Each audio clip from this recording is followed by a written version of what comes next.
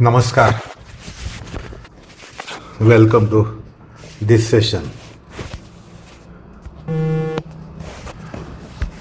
We are commencing to understand the Anta Shoucha. And in Anta Shoucha we considered the Sattva Shuddhi concept and Saumanasya concept. Now we are proceeding to understand Ekagriya. So it is evolved stage of Sattva Shuddhi, because you should recall that in the enunciation to Anta Shaucha we said it is called generally Sattva Shuddhi, which means Antakarana Shuddhi, Chitta Shuddhi. And Sattva Shuddhi has phases. The second phase of it is called Saumanasya, and now we come to the third phase of Sattva Shuddhi, which is Ekagriya. So once Saumanasya is attained, the Sattva Shuddhi blooms and blossoms into what is called as Ekagriyam. That means when the Sattva Shuddhi has taken place sufficiently, one enters the realm of Nirodha, dharma. The Chitta is now endowed with Nirodha dharma. So you can identify the yogic potential of it. And when it enters that Nirodha dharma, the mind of a yogi or mind of this person deeply penetrates the depth of psychic consciousness and Chitta. And then you get Nirodha Parinama of Chitta, and then you get Samadhi Parinama of Chitta, and then you get Ekagrata Parinama of Chitta. So it is this Ekagrata which comes after Samadhi Parinama in the Chitta, Nirodha Parinama in the Chitta, Samadhi Parinama in the Chitta, and the third Parinama is Ekagrata Parinama. So the Ekagrata is not single-pointedness or one-pointedness, but it is Ekagra Bhumi of Chitta. One should recall the Chitta Bhumi is discussed in the first chapter itself. Mudha Kshipta Vikshipta Ekagra Nirodha, where the Chitta Bhumi is described by Vyasa. And therein one of the bhumis was called Ekagra Bhumi. And that bhumi is being referred to in this Ekagriya. That means the yogi would be actualizing the Samadhi by the Sattva Shuddhi of this extent. Earlier extent or earlier levels of Sattva Shuddhi do not necessarily actualize Samadhi.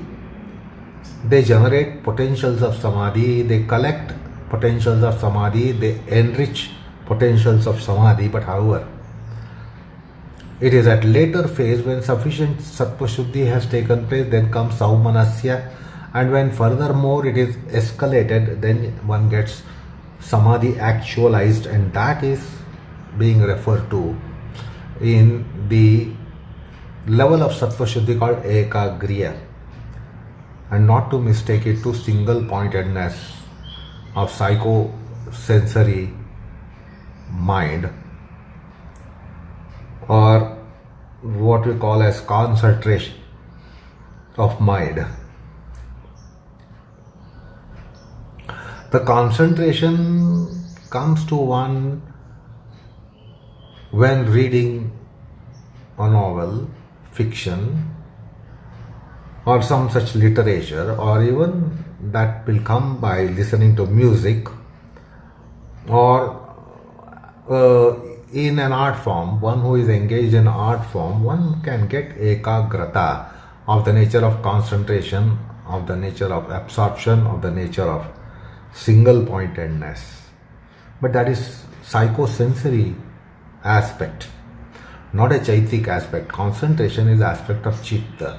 The concentration is always in a sensory object. Having no sensory object, you can't concentrate. The concentration is always in sensory objects, which are Shabda, Sparsha, Rupa, Rasa, Gandha. And that is totally different than Ekagriya Bhumi of the Chitta. So one should ponder over and understand difference between Ekagrata of the senses and Ekagriya Bhumi of the Chitta, or Ekagriya in Sattva Shuddhi. Because that concentration which we refer to is actually not concentration, it is one objectedness. We are one objected when we are in concentration. It is not single-pointedness. There is a faulty word in English for concentration as single-pointedness. Where is the single-pointedness when you are reading a novel and fiction? Yes, you can get the concentration in it. So much so that you will not be disturbed by distractions. You don't take cognizance of sounds around and things around. So your mind is not getting distracted when you are reading a novel or fiction, which is very interesting. But then that is not single-pointedness, because the object is not a point. The object is fiction, the novel, or an art piece, or art form, or music, where you are free from distractions. So there is no logic in calling undistracted mind as concentration. You can call it concentration, but not single-pointedness. That is not single-pointed. Because when you are reading a novel or fiction, you are reading it word by word by word by word by word, line by line by line by line by line, page by page by page by page by page. So understand the movement of your focus, focal point. In one line, there are some 5-6 words in the book. So you are going word by word by word towards the right side of your hand, and then you are going line by line by line gradually, which is slowly coming downwards in the page, and then you go page by page by page. So that is undistracted state of mind, can be called as concentration, but not single-pointedness. There is no point and there is no single point, because you are moving the mind from word to word to word, line to line to line, page to page to page.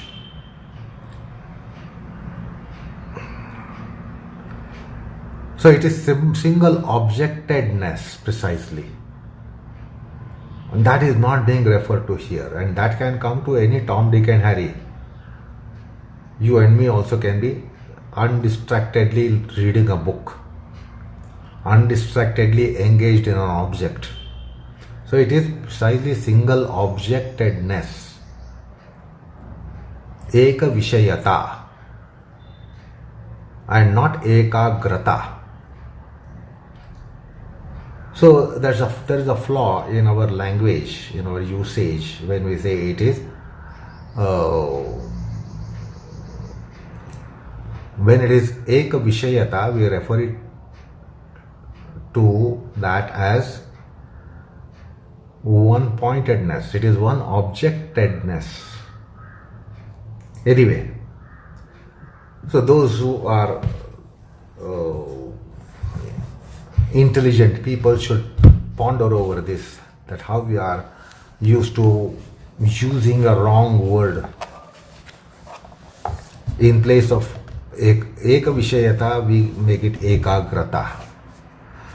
Akra is a point, and a point is not an object of your eyes. Point is not a visible object for your eyes. because the point has no dimension, no length and no width and no girth. So such an object cannot be visual object. Point is Bindu, and therefore when you say something is a point, like you put a full point after a sentence and you say that's a point, full point. But that's not actually a point. If you take it under a microscope, it has huge dimensions. It has length and width. But the point precisely doesn't have any dimension in geometry. Like in geometry, the reality is that we can't draw a point, we can't draw a line. So intellectually it should be understood that although we say I have drawn a line on a paper, it is not a line, because the line means points adjacent to each other, absolutely adjacent to each other. Basically you can't draw a point. If you can't draw a point, you can't draw a line. So what you call as line, which you draw with the help of pencil on a paper, if you take it under a microscope, it is almost a bar. It has length and width both, while the point doesn't have length and width. So when the constituent is without length and width, the constituted cannot be having length and width.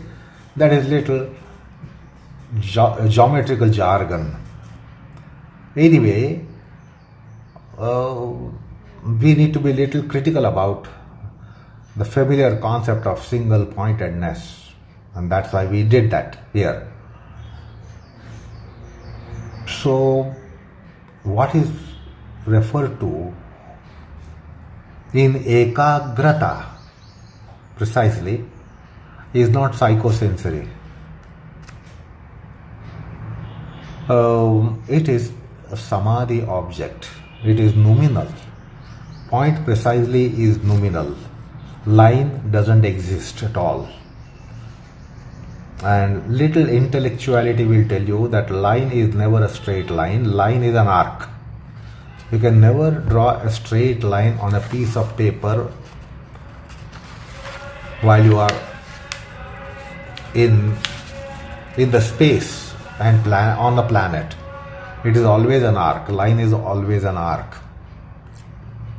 Anyway, so Ekagriya or Ekagrata precisely is only possible in Samadhi and not in empirical perceptions and empirical states of mind. Nothing like Ekagrata is there, or single-pointedness is there, and basically there is a flaw in making single-pointedness as a synonym of concentration. So this Ekagriya, that means it is Samadhi state, because in Patanjali's description of the Chitta Parinamas as Nirodha Parinam, Samadhi Parinam, Ekagrata Parinam. Ekagrata Parinam is Samadhi, actualized Samadhi, and therefore the Sattva Shuddhi is said to be landing one into Samadhi. That means one is a full-fledged, fully accomplished yogi by the time one gets this Ekagriya, which is mentioned in the sutra of Shoucha. So that is what we can be explaining about Ekagriya, plane of Sattva Shuddhi. The next plane of Sattva Shuddhi is Indriya Jaya. Now as already made an enunciation to the fact here that Indriya Jaya has been mentioned in several places in Yoga Sutra, 3 places precisely. So there are various shades of meaning for Indriya Jaya even in Patanjali's text. It doesn't have singular meaning or one meaning. It has many meanings and many shades of meanings. From Indriya Nigraha,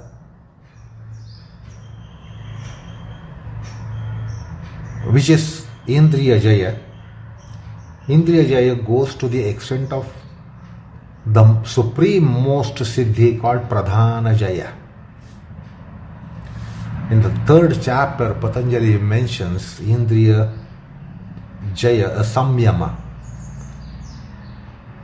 And that samyama is said to be bestowing Pradhana Jaya. That means conquest of the primordial, primeval matter, source matter. So that is the range of it, right from conquest of senses, that sensory tendencies don't play havoc and you have your reins of the senses in your hands and you control your senses. So that's called Indriya Nigraha. So Indriya Jaya of the nature of that control over the senses, it begins there and it culminates to a state called Tajjaya Pradhana Jaya, which comes in the third chapter. So, in Siddha Yogi, the Indriya Jaya results into what Patanjali calls as Manojavitvam Vikarana Bhava Pradhana Jaya. The three aspects or three bounties, endowments are there to Indriya Jaya, which is out of Samyama. So Manojavitvam, assuming the pace of mind. The pace of mind, the velocity of mind, the speed of mind would put to shame the velocity of light. The mind travels faster than velocity of light. The sun rays would take some 8 minutes odd to reach the earth. But your thought of the sun, about the sun, will reach the sun in real time. So you can understand the speed of mind. Mind doesn't take anything like 8 minutes if you have to think on sun. It is instantaneous. It is in real time. So that is Manojavitvam. The mind can reach remotest body in the skies, putting to shame the velocity of light. So that is Manojavitvam. Then Vikarana Bhava. Vikarana Bhava means Vikarana. Karanam means the eyes, etc. senses. The 5 Jnanendriyas. What is this Vikarana Bhava? It is to deploy the senses or a sense organ to a remote place. You stay here and your senses or the eyes go a long distance. Now, that means yogi is seated in a place and he can send his eyes 10,000 miles away, 50,000 miles away, 100,000 miles away, and can have actual vision there. So the eye as a psychic organ can get separated from the embodiment and travel. Ears, which are attached to our body, ears cannot travel. So if we have to go and hear, we have to locomotively go there, mobilize ourselves, and then hear there. Locomotively mobilize ourselves and go and have a real sight of it. We can't send our eyes, we can't send our ears, but we have to carry the whole body. wherever you want to have a live, actual, physical sight or real audition, you will have to go with entire body with you. We can't plug out our ears and send the ears go and listen to something which is taking place some miles away and some thousands of miles away. We can't pluck our ears and send them out. We can't pluck our eyes and send them out.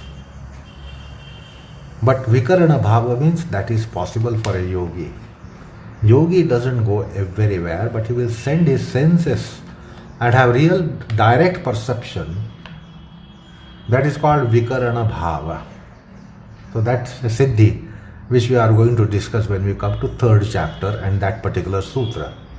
And the third endowment is Pradhana Jaya, the conquest of primordial principle itself. So this is what Indriya Jaya is going to bestow.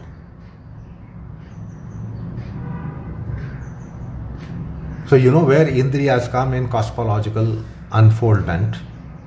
In those 24 principles of Sankhya, we know where is Pradhana and where is Indriya. The Indriya is quite distant and remote from Pradhana, and Pradhana is quite remote to senses. If you count the 24 principles.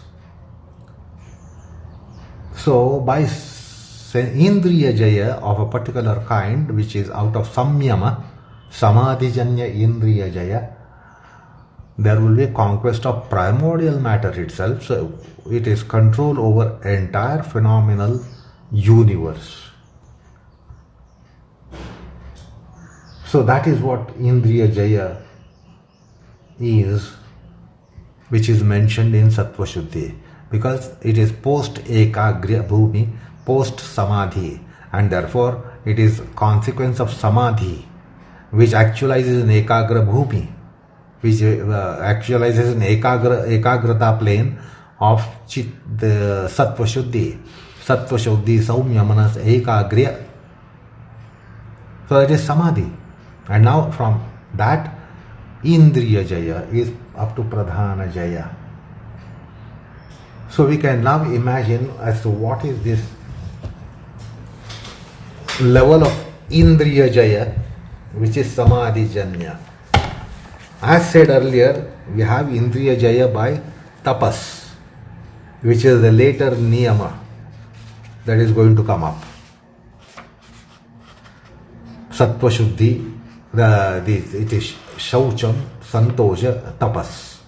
That is third Niyama. And the third Niyama also gives a kind of Indriya Siddhi. Kayendriya Siddhi Ashuddhikshayat Tapasaha. So that Kayendriya Siddhi, Kaya Siddhi, Indriya Siddhi is effect. And Ashuddhikshaya is also effect of tapas of niyamas. So that is one level of Indriya Siddhi and Indriya Jaya as a consequence of Indriya Siddhi and Indriya Shuddhi. So that is the first one. Then comes the mention of Pratyahara, which is the second level of Indriya Shuddhi, which is explained in Pratyahara topic. So Patanjali in the topic of Pratyahara, which comes at the end of second chapter, tells us that there is Indriya Jaya. So it is Pratyaharatmaka Indriya Jaya.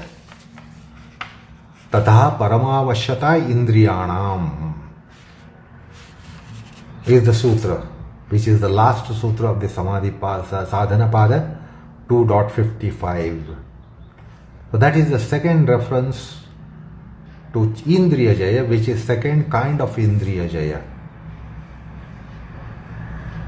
And then another kind of Indriya Jaya is mentioned in Shaucha. And with little insight we understand this is Sanyamatmaka. Sanyamajanya. And therefore this is the Sanyamajanya as a third level of Indriya Jaya, which is the supreme Indriya Jaya. So that's how we have considered the aspect of Indriya Jaya, the conquest of senses.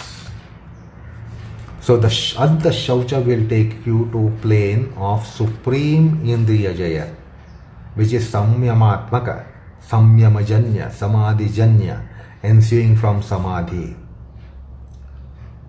So that's the phase of Sattva Shuddhi. Now we come to the last phase of Indriya Jaya, which is Atma Darshana Yogyatvam. So this is paramount or epic condition, peak condition, apex condition of Antashaucham or the Sattva Shuddhi. When Antashaucha and Sattva Shuddhi is bloomed and blossomed to its fullest extent, then it becomes locus of Satya, Dharma, Punya, Sukruta. They are rapidly collected. And then we get the plane of Saumya Manas, which is Sattva Shuddhi square, if we have to put it mathematically. Then comes the next plane, which is Ekagriyam, which is Sattva Shuddhi raised to 4. And then comes Indriya Jaya, which we just now considered, which comes mathematically calibrated as Sattva Shuddhi raised to 8. And now the next one is Atma Darshana Yogyatvam. So it can be noted here that Atma Darshana Yogyatvam means it is Samadhi. It is Ishvara Pranidhana. Samadhi Siddhi Ishvara Pranidhana. So acme condition of Samadhi, acme condition of rather Ishvara Pranidhana. Now this Ishvara, how is this Ishvara? You should recall I described it as it comes in epilogue to Vishnu Sahasranamam, Shri Vishnu Sahasranamam, Divya Sahasranamam in Mahabharat. Pavitranam Pavitram Yo Mangalanam Cha Mangalam. That is what the Ishvara is described there. Though you can see that it is such a immaculate purity of the Chitta, complete accomplished purification of the Chitta. Because Patanjali mentions Samadhi Siddhi Ishwar Pranidhanat in the Niyamanga topic that we are now considering. The last of the Niyama is Ishwar Pranidhan, and Ishwar Pranidhan bestows Samadhi Siddhi. So that is Parama Shuchir Shachir Bhuti, Parama Shaucham of the internal kind. That is why we are familiar with a saintly saying that Ishvara manifests in Shuddha Chitta. The pure mind only contains Ishvara, which can be object of darshanam. So Adhyatma has this declaration that Ishvara appears in the pure mind. Ishvara is sighted in pure mind. Ishvara is experienced intuitively in pure mind, not otherwise. So that's the Parakashtha of Antashaucha. So the Antashaucha has been now completely described and discussed by us. Now we need to come to the sadhana of Shaucha. What has to be done for Shaucha? What are the means and measures and upaya? And what is the yoga upaya? The sarvamanya, all accepted means of this Sattva Shuddhi or Shaucha or Manasa Shuddhi, Chitta Shuddhi, Buddhi Shuddhi is dharma, jnana, vairagya, karmanushthan, jnananushthan, yoganushthan, bhakti, prapatti, sharanagati. There is no objection raised by anyone with regards to this fact that Shaucha sadhana, the means of Shaucha is only these means and not some other means. By some other means you cannot really purify the Chitta. Like in Bahya Shuchi we saw so many kinds of snanas, the bathing processes. The 7-8 processes of bathing were considered. But there are no so many ways, only one way of attaining this Shaucha. It cannot be acquired with water and soap, cannot be by a bath, cannot be by a shower, but it is by the means such as dharma, jnana, vairagya, karmanushthan, that is karma yogic process, jnananushthan, that is jnana yoga process, yoganushthan, that is dhyana yoga process, and bhakti, prapatti, sharanagati, which is bhakti yoga process. Okay, then what measures should we take? Because these are not measures that we can be handling. A layman, common man, a sadhaka cannot be handling these. Now what are the means for a layman, common man, sadhaka? So the means for a sadhaka are satsanga, sattva sanga, santa sanga, satya sanga, sadhu sanga. That is generally termed as sat sanga. So you and me can be handling the means of Shaucha by way of satsanga. You and me can handle the measures and means of Shaucha by way of sadhana sanga. We have discussed sadhana sanga umpteen number of times so far. Sthula sharira sadhana, sukshma sharira sadhana, karana sharira sadhana,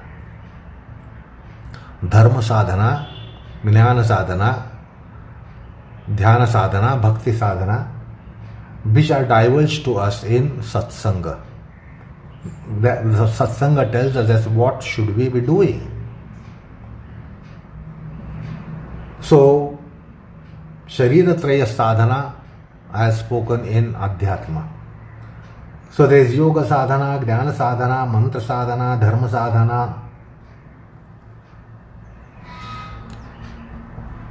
These are called the measures and means of Shaucham.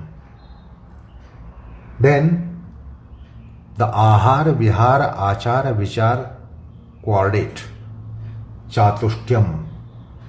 That is also a set of means. Ahar, vihar, achar, vichar. So in the light of Shaucham, we'll have to try to understand what is ahar, vihar, achar, vichar and how does it contribute. What is satsanga, sadhana sanga, shastra sanga and how does it contribute. And of course the shastra sanga means dharma shastra, sankhya shastra, vedanta shastra, gita shastra, upanishad, darshan shastra, jnaneshwari shastra, amrut anubhav, hari pat, Sangdev Pasashti, Eknath Bhagwat, Tukaram Gatha, Dasbodh, Tulsi Ramayan, Valmiki Ramayan, Adhyatma Ramayan, Mahabharat. So these are shastras, darshana shastras, Shad darshana shastras. So Itihas, Purana, Granthas and the saintly literature that is available in a very regional language. So they should get some priority. They should be studied with priority, and they must be influencing factors to our Chitta, which will definitely affect the Anta Shaucha. So there must be Shravana, Manana, Chintana, Charcha, Vachana, Vimarshana. The entire process, how we have to handle it. So first of all, we have to hear. We have to hear these noble Shastras. So Shravanam, then Mananam, Chintanam. These are empirical thought processes. Then Charcha, discussion, debate, exchange of wisdom. Then Vachanam, reading. Parishilanam, Anushilanam, which is process of reading. The thought process which comes by reading these noble texts. So that is called reflection. Reflecting on the matters of the textual contents. And then Vimarshana. So that's the Vidya Vyasanga. One has to do what is called as Vidya Vyasanga, Adhyatma Vidya Vyasanga. So that is what is Shastra Sangha. So this is generally available to all Adhyatma seekers. But Yoga Sadhaka has a privilege. There is a Vishesha Labham for those who are practicing Yoga Tantra. Because in Yoga Tantra, you get so many practices which are done Kaya Vacha Manasa. Kaya Vacha Manasa Shwasa. So, the Yoga Kriya, Yogasana Kriya, Pranayam Kriya, Bandhas, Mudras, Shwasayam, Pranayam, Pranava Sadhana, Pranayama with Pranava Sadhana with breath and prana, Japa Sadhana, Mantra Sadhana, these are all Yoga Sadhanas. So classical Yoga Sadhana comprises of so many practices, and in our time they are dubbed as Asan Pranayam, and sometimes Shatkriya Asan Pranayam, and somewhere Shatkriya Asan Pranayam Japa, somewhere Shatkriya Asan Pranayam Mantra and Japa. So traditionally all these practices have come, and in Yoga Tantra, in technology of yoga, you can adhere to all these aspects which are part of or details of sadhana sangha. So by that takes Chitta Shuddhi, Bhava Shuddhi, Sattva Shuddhi, Buddhi Shuddhi, and that facilitates process of dhyanam. Otherwise, dhyana sadhana is very fragile practice. Little difference will devastate it. So that's how our dhyana sadhana is. It is vulnerable, prone to slightest infection of worldliness. It immediately gets spoiled, revoked. So we understand how our japa sadhana, dhyana sadhana is so very fragile. So it will no longer remain fragile, it will no longer be fragile when it is reinforced by all that so far has been said. Satsanga, Shastra Sadhana Sangha, Shastra Sangha, Ahar Vihar, Achar Vichar, inculcating the principles of Yajna, Dana, Tapas. So it will be more assured japa sadhana. There will be a firm basis for japa sadhana, so it won't be as fragile as it is for everyone who ventures to do some dhyana and do some japa. Pranayam does antakarana shuddhi exaltedly. Tatah kshiyate prakasha varnam is what Patanjali says. Dharana sucha yogyataha manasaha is what Patanjali says about pranayam. So one can understand how pranayamic processes contribute. Of course, done in classical framework of it, not as pranayam is done in our times these days. But the pranayam with all those kriyas, prana kriyas, samantrak pranayam, amantrak pranayam, pranayamic kriyas, so they really work wonders. The mudras, etc., they contribute mightily for Shaucham. The Yoga Tantra also considers purification in Granthi Traya, Vishnu Granthi, Rudra Granthi, Brahma Granthi.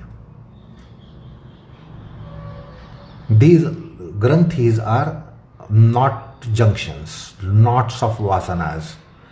Knots means K-N-O-T, knot.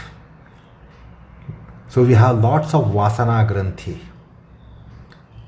So we have in our embodiment something called as passion zone, something is called as emotional zone, and something is called as ego zone. Ego means I-ness, identity. And these are the granthis. These are kind of esoteric glands. And yoga takes care of these glands and purifies them. The unknotting takes place. If there are knots, what we need is to first unknot. So unknotting in the Granthi Traya takes place by yoga sadhana of classical asana, sadhana, pranayam sadhana, etc. So Vasana Granthi, Vrudaya Granthi, Ahankara Granthi. So these are the three Granthis which are tackled by Bandha, Mudra, Kriya, Pranayam, etc. and Prana Kriyas. So then this measures of Anta Shuddhi, Antakarana Shuddhi, Anta Shaucha means Yogopaya, Viveka Sadhana, Dhyana Sadhana, Jnana Sadhana, Karma Sadhana, they will all work and contribute for this Anta Shaucha. And it will be taking you to Shaucha, Shaucha raised to 2 or Shaucha square, which is Santosha, Shaucha raised to 4, which is Tapas, Shaucha raised to 8, which is Swadhyaya, and Shaucha raised to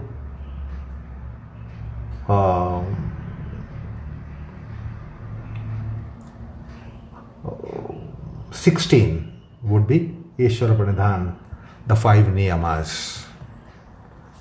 So these Niyamas are not just observances that I will observe to and do this in my life. These are not observances, as I said, these are Niyamas which are Shaucha, Santosha, Tapas, Swadhyaya, Ishvara Pranidhan. And this is how the whole Anta Shaucha, Shaucha perhaps, is circumscribed right from Bahya Shaucha to ultimate pinnacle point of yoga, which is Samadhi Siddhi. So with that, we are now concluding this, the first of the Niyama Shaucha. Several sessions were devoted for Shaucha, starting from Bahya Shaucha to Abhyantara Shaucha, external Shaucha to internal Shaucha, external Shaucha to essential Shaucha. So with that, we are ending the topic of Shaucha, which is the first of the Niyama. As I told you, Bahya Shaucha escalates into Anta Shaucha, and as I said during the enunciation, the Shaucha itself escalates into Santosha. It is not being psychologically contented and mentally contented. That is not what is being referred to. It is the Santosha that comes out of Shaucha accomplishment. Otherwise, you and me also can be saying, said to be in Santosha, we say, I am contented. Most of you would declare, I am contented, I don't have discontent. We can claim that.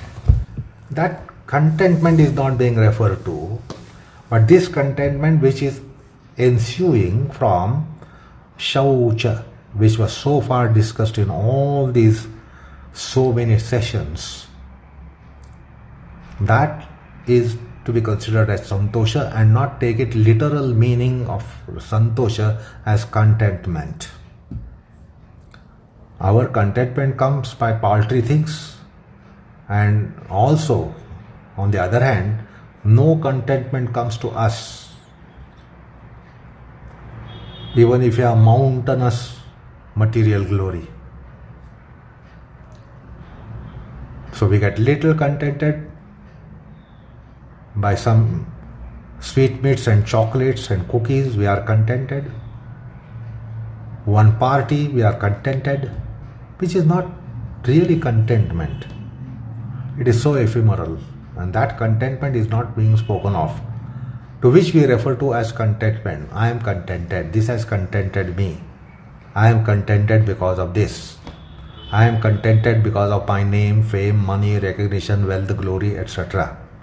That is not the contentment being referred to here. This is the contentment which is coming en route Shaucha that we so far discussed. Bahya Shaucha, Abhyantara Shaucha. So that which leaps into a next phase, that is called Santosha here. It's a technical term, and one should not venture to translate it as contentment. Santosha is Santosha, it's a technical term. So anyway, with that we have come to conclude the first Niyama, which was perhaps long due for many of you. At last we have come to end of discussion on Shaucha, and particularly Anta Shaucha, or what is called as Sattva Shuddhi, escalating into Atma Darshana Yogyatvam. So with that, we are completing discussion on Shaucha, the first of the Niyamas. And in the next session, we will proceed to the next of the Niyama, which is Santosha. So, Namaskar all of you.